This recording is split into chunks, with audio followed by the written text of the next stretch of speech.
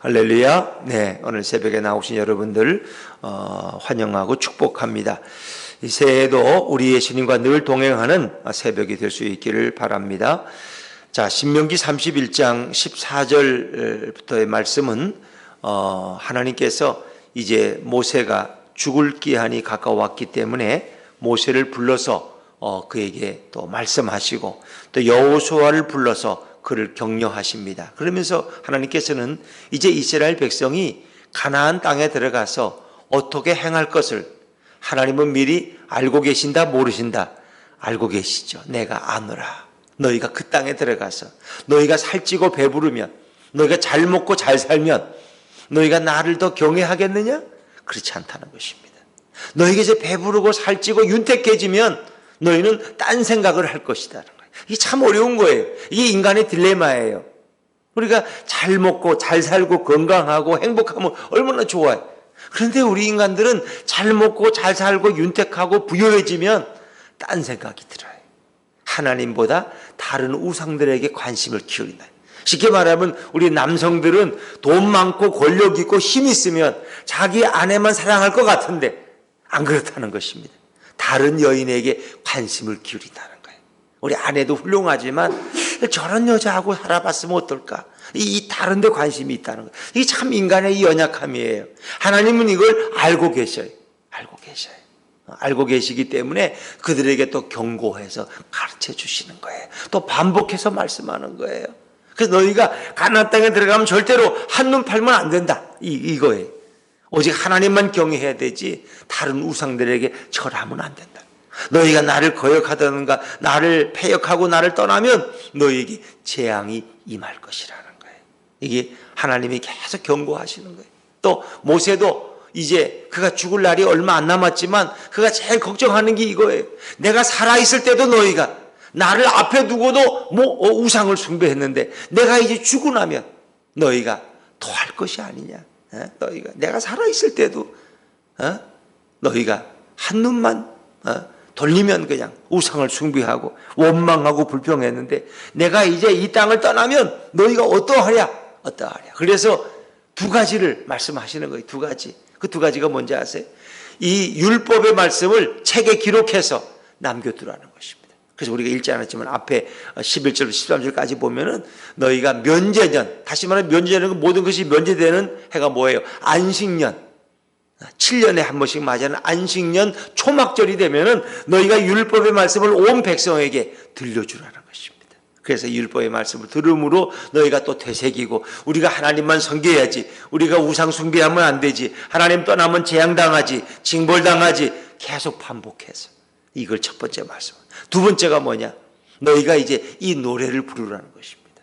너희가 어떻게 애굽에서 나와서 하나님이 너희를 어떻게 사랑했고 그러나 너희가 또 어떻게 반역했고 너희가 어떻게 원망하다가 하나님의 징계를 받았고 이것을 노래하라는 것입니다. 노래를 지어 불렀어요. 노래를 지어. 우리가 새마을 운동할 때 새마을 새아침이 밝았네 이런 노래를 부르면서 우리의 의식이 고치되었듯이 이제 너희가 하나님과 인간 사이에 이런 증거의 노래를 불러서 너희가 깨달음을 얻고 가능하면 이런 범죄의 길로 가지 말라는 것을 하나님 말씀하고 있죠. 자, 우리 14절 말씀을 다시 한번 읽어볼까요? 14절, 14절 같이 읽죠. 시작. 여호와께서 모세에게 이르시되 내가 죽을 기한이 가까웠으니 여호수아를 불러서 함께 회막으로 나오라. 내가 그에게 명령을 내리리라. 모세와 여호수아가 나아가서 회막에 서니 모세가 죽을 기한이 가까웠다는 겁니다. 자, 15절 제가 했습니다. 여호와께서 구름 기둥 가운데에서 장막에 나타나시고 구름 기둥은 장막문 위에 머물러 있더라. 여러분 이스라엘 백성이 40년 동안 광야를 지나갈 때 구름 기둥과 불 기둥으로 하나님은 인도하신 줄로 믿으시기 바랍니다. 그 중요합니다. 낮에는 구름 기둥, 밤에는 불 기둥으로 늘 하나님이 인도하셨어요. 그래서 그들이 장막에 머물 때는 구름 기둥이 장막 위에 머물고 그들이 행진할 때는 구름 기둥도 함께 행진해요. 오히려 반대죠. 불기둥이나 구름기둥이 움직이면 그들도 따라 움직이고 장막 위에 머물면 그들도 거기에 진을 치고 머물고 이것이 반복됐어요. 하나님과 함께하는 동행하는 삶이었어요. 그런데 우리 하나님께서 구름기둥 가운데서 장막에 나타나셨다. 장막, 그들이 예배하는 그 장막 가운데 하나님이 말씀하시는 거예요. 그리고 모세에게 어떤 말씀 하시느냐? 이 백성이 가나안 땅에 들어가면 분명히 음란히 행할 것이다. 그들의 음란은 뭐예요? 신랑 대신 하나님을 버리고 다른 이방의 여신들 앞에 또 이방의 우상들을 섬기는 게 바로 그들의 음란함이에요. 자, 16절 말씀, 16절 같이 읽죠. 시작. 또 여호와께서 모세에게 이르시되 너는 내 조상과 함께 누르리와 이 백성은 그 땅으로 들어가 음란히 그 땅의 이방신들을 따르며 일어날 것이요 나를 버리고 내가 그들과 맺은 언약을 어길 것이라. 하나님이 이걸 알고 계셔요. 알고 계셔요. 어찌 보면 하나님은 또 거슬러 올라가면 우리 아담과 하와가 선악과를 따먹을 것을 이미 사실은 하나님은 전능하시니까 전지하시니까 이 예지 시력을 가지고 계시니까 미리 알고 계셨어요. 그래서 하나님은 그 타락한 인간들을 위해서 이미 예수님을 준비하셨고 예수님이 이 땅에 오심으로 우리의 죄의 문제를 해결하시게 한 거예요. 그리고 에덴 동산보다 더 좋은 천국으로 우리를 인도하시도록 예수님을 이 땅에 보내신 거예요. 하나님을 알고 계셔. 그들의 연약함을 아셔요. 이게 참 인간의 한계예요. 범죄한 인간들은 이렇게 연약함을 가지고 있어요. 그런데 너희가 만약에 내와의 언약을 버리고 너희가 우상을 숭배할 때 어떤 일이 일어날 것이 하나님 미리 말씀해 주시는 거예요. 자, 17절 말씀, 17절 같이 10절 시작. 내가 그들에게 진노하여 그들을 버리며 내 얼굴을 숨겨 그들에게 보이지 않게 할 것인즉 그들이 상킴을 당하여 그들에게 임할 그때에 그들이 말하기를 이 재앙이 우리에게 내리면 우리 하나님이 우리 가운데 계시지 않은 까닭이 아니냐 할 것이라. 인간은 엉뚱하고 하나님은 자신을 숨기시는 거예요. 내가 그들에게 진노하여 그들을 버리며 내 얼굴을 숨겨 그들에게 보이지 않게 할 것인즉 보이지 않게. 하나님은 당신을 숨기신다는 거예요. 이게 참 놀라운 말씀 아닙니까 여러분? 놀라운 말. 전 이걸 보면 그런 생각이 들어요. 그 철이가 엄마가 어릴 때 자기가 집에 불이 나서 철이 엄마가 철이를 다시 구하기라고 집안에 들어갔다가 화상을 입고 얼굴이 이렇게 얼거졌어요. 보기가 흉악해. 철이는 자라면서 어릴 때 몰랐는데 자기 엄마 얼굴이 다른 친구들 얼굴하고 다르다는 걸 알았어요.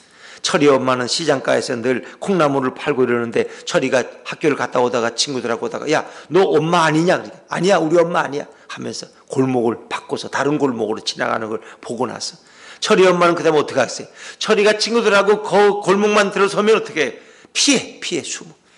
왜? 철이에게 부끄러운 모습을 보여주지 않으려. 일부러 엄마가 숨어. 마치 그런 모습이 생각나요. 여러분, 하나님의 사랑을 받은 이 백성, 애굽에서 그들을 사랑으로 구원해 내시고 홍해를 건너고 이 광야를 거치면서 그들이 신발이 닳지 않고 옷이 헐지 않도록 또 지켜주시고 만나와 메추라기로 그들을 먹이신 하나님을 이제 그들이 어떻게 해요? 하나님을 두고도 그들이 우상 앞에 음란한 일을 행하는. 자기 신랑을 두고 만약에 다른 그 어떤 술집에 술 파는 이런 여인들하고 어울려 자기 남편이 나르면 부인이 부끄러워서 어떻게 해요? 가다가 숨죠. 우리 남편이 날 보면 민망해할까 봐 숨어. 일부러 못 본 채하고. 이런 모습 같아요. 하나님은 자신을 숨기신다는 거예요. 참 얼마나 이게 부끄러울까. 자기를 너무 부끄러워서 숨는. 아들이 막 아버지 앞에서 행패를 부리고 그럴 때 아버지는 너무 그게 부끄러고 참혹해서 오히려 자신이 숨어버린. 왜? 그 아들 보는 게 너무 마음이 아파서. 자, 하나님은 그들에게 재앙을 내리는데 그들이 상킴을 당하여 허다한 재앙과 환난이 그들에게 임할 거예요. 그럼 그들이 뭐라 그래? 재앙을 당할 때 뭐라고 부르지? 이 재앙이 우리에게 내리면 우리 하나님이 우리 가운데 계시지 않은 까닭이 아니냐 할 거예요. 그건 뭐예요? 원망하고 불평하는 거예요. 자기들의 죄로 이런 문제가 온 것을 깨닫지 못하고 하나님이 우리 가운데 계시지 않아서 우리가 이런 재앙을 당한다고. 인간은 뭐예요? 원망하고 불평하는. 이 참 얼마나 뻔뻔스러운 인간의 모습이에요. 그 재앙이 어떻게 왔는가? 그 재앙이 왜 왔는가를 생각하지 못하고 회개하지 못하고 하나님이 우리를 떠났기 때문이야. 하나님이 우리 가운데 안 계시니까 이런 재앙이 온 거야 하면서 뭐예요? 하나님을 원망하고 또 불평한다니까. 이게 어리석은 인간의 모습이에요. 그래서 하나님은 다시 또 18절에 강조하시잖아요. 다 18절 말씀, 18절입니다. 시작. 또 그들이 돌이켜 다른 신들을 따르는 모든 악행으로 말미암아 내가 그때 반드시 내 얼굴을 숨기리라. 당신의 얼굴을 숨기시. 그래서 마치 숨바꼭질 하시는 하나님이 생각나지 않습니까? 이 말씀, 이 부분을 볼 때마다 인간의 믿음은 참으로 연약하다. 그렇게 하나님의 사랑을 받고 그렇게 하나님의 자신을 증거했는데도 또 하나님 앞에서 배역하고 범죄하고 우상을 숭배하는, 그러면서 재난이 오면은 하나님을 원망하는 그들, 이것이 바로 우리들의 모습이고 인간의 연약함이라는 것입니다. 참, 그래서 인간이 잘못할 때마다 하나님은 뭐예요? 그들이 스스로 잘못을 깨닫게 하기 위해서 하나님은 때로 우리의 부르짖음에 침묵하실 때도 있다는 거예요. 그러니까 부르짖어도 하나님이 응답하지 않으셔. 여러분, 사울왕이 마지막에는 부르짖어도 하나님이 그에게 나타나지 않으셨어요. 그러니까 사울왕이 어떻게 했어요? 무당 여인한테 가서 자기가 어떻게 가야 되냐고 길을 묻잖아요. 새해를 어떻게 살아야 될지 몰라서 무당한 점쟁이한테 가서 길을 묻는 그런 인생은 얼마나 비참한 인생이에요. 숨바꼭질 하시는 하나님, 그것은 바로 우리의 죄악 때문이라는 거예요. 그런데 하나님은 이 백성이 이 사실을 잊지 않고 기억하기 위해서 어떻게 해요? 노래를 써서 그들에게 부르게 하라는 거예요. 자, 19절 말씀, 19절 시작. 그러므로 이제 너희는 이 노래를 써서 이스라엘 자손들에게 가르쳐 그들의 입으로 부르게 하여 이 노래로 나를 위하여 이스라엘 자손들에게 증거가 되게 하라. 이 증거예요. 이 32장 말씀이 이제 우리가 내일이면 또 읽겠지만은 이스라엘 백성이 얼마나 뻔뻔스럽고 얼마나 하나님의 사랑을 배신하고 배역했는가를 노래를 만들었어요.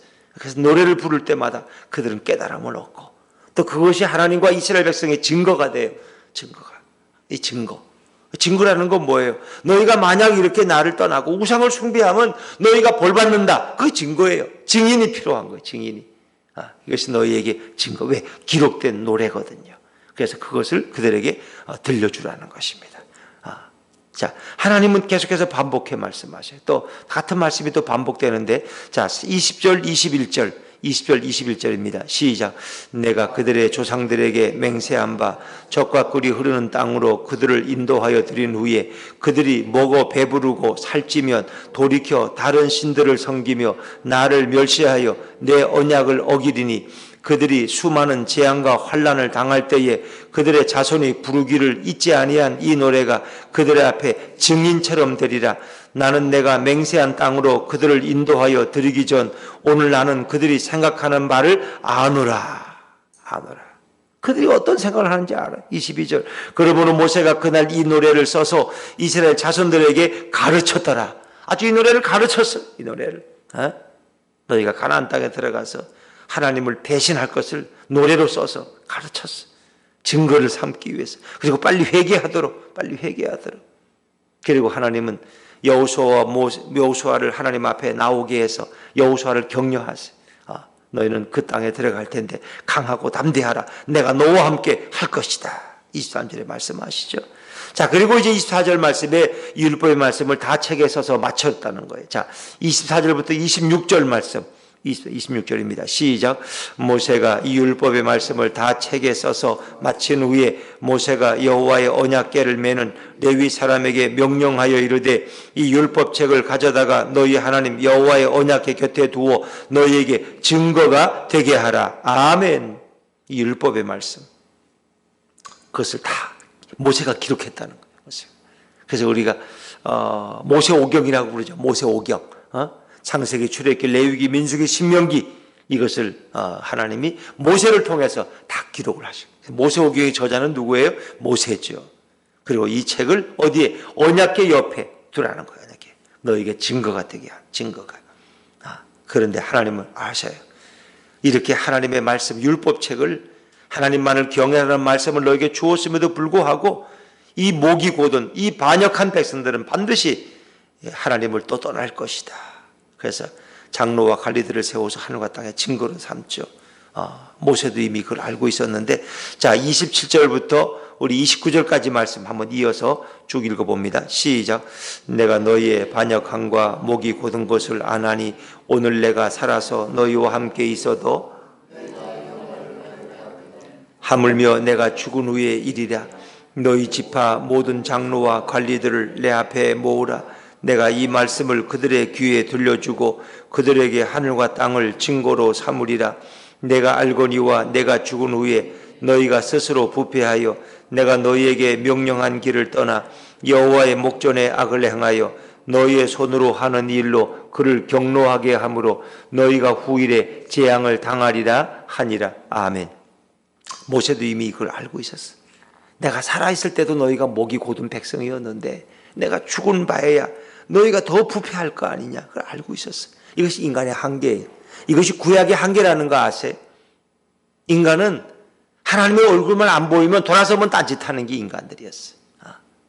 하나님 그걸 일부러 보여주시는 거예요. 그 안에 뭐가 없기 때문에? 성령님이 안 계시기 때문에.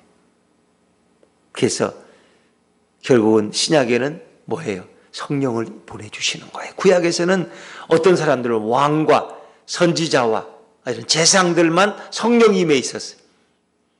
그런데 신약 시대에는 모든 사람에게, 내 남종과 여종에게 내가 성령을 부어줄 것이다. 성령이 우리 안에 계시는 거예요. 우리가 주님을 떠날 때 성령이 탄식하는 거예요. 그리고 우리를 깨닫게 하시는, 경고하시는 거예요. 성령님이. 이 신약의 축복이라는 게 그런 거예요. 성령님이 임재한다는 것은 뭐예요? 예수님이 우리와 함께 하신다는 거예요. 예수님이 그랬어요. 내가 가면 너희에게 보혜사 성령을 보내주어서 그 성령이 너희에게 집을 짓고 너희와 함께 거하게 할 것이다. 이 성령의 내주, 성령의 내주. 근데 성령님이 내주하시는 곳에 예수님도 동거할 줄로 믿으시기 바랍니다. 그래서 우리는 이 구약의 한계를 뛰어넘을 수 있는 사람들이 바로 신약의 백성들이에요. 예수님이 이 땅에 오신 이후에 우리가 얼마나 놀라운 축복을 받는지 몰라요. 성령님이 우리와 함께 하시, 우리를 떠나지 아니하시, 예수님이 우리와 동행하시. 그러나 지금도 우리가 하나님을 떠나고 배역하고 범죄하면 예수님이 안 계신 것 같아. 예수님이 어디 있어?